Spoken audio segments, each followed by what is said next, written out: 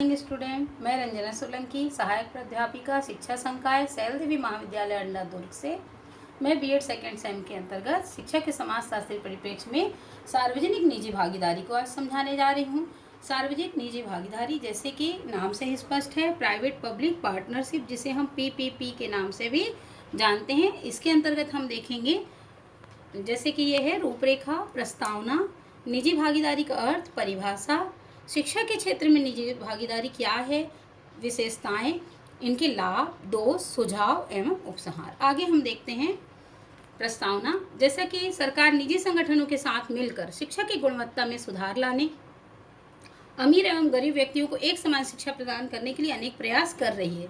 सरकार व निजी संगठन की सहभागिता को ही सार्वजनिक निजी भागीदारी कहा जाता है। 11वीं पंचवर्षीय योजना के बाद पीपीपी मॉडल पर अत्यधिक बल देने का प्रयास भी किया गया है और आगे इसके परिणाम भी सामने आने लगे हैं। पीपीपी के द्वारा अनेक क्षेत्रों में परिवहन, उड्डयन, विनिर्माण, खनन, रेलवे, सड़क, शिक्षा इत्यादि में व्यापक पैमाने पर इसमें निवेश किया जा रहा है।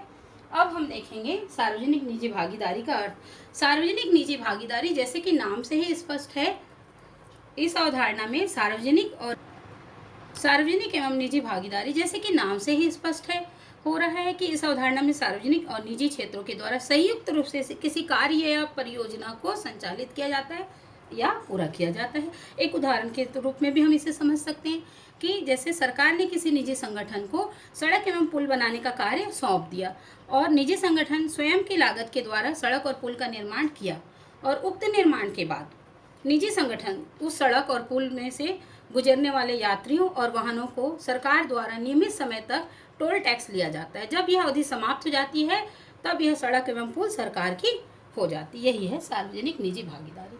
आगे हम इसकी परिभाषा भी देख सकते हैं। टेलर 2003 के अनुसार सार्वजनिक एवं निजी भागीदारी को सरकार और निजी सेवा प्रदाता के मध्य एक प्रकार की अनुबंध या संविदा के रूप में परिभाषित किया जा सकता है, जो विशिष्ट सेवा के रूप में परिभाषित मात्रा एवं गुणवत्ता की प्राप्ति के रूप में स्वीकृत मूल्य पर निर्धारित अवधि के लिए होते हैं।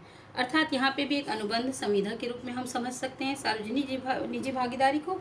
आगे हम देखेंगे शिक्षा के क्षेत्र में सार्वजनिक निजी भागीदारी। शिक्षा के में सार्वजनिक निजी भागीदारी प्राचीन काल से ही विद्यमान है। प्राचीन काल में गुरुकुल परंपरा थी और जिसमें राजा और राज्य के द्वारा गुरुकुलों को आर्थिक रूप से सहायता प्रदान की जाती थी। गुरुओं को गुरुकुल संचालित करने की स्वतंत्रता होती थी। यह सार्वजनिक एवं निजी सहभागिता का एक उदाहरण है। और शिक्षा में भी पीपीपी का प्रयोग करते हुए विभिन्न सरकारी विद्यालयों का संचालन कुछ नियमित शर्तों और निजी संगठनों को प्रदान किया जा रहा है।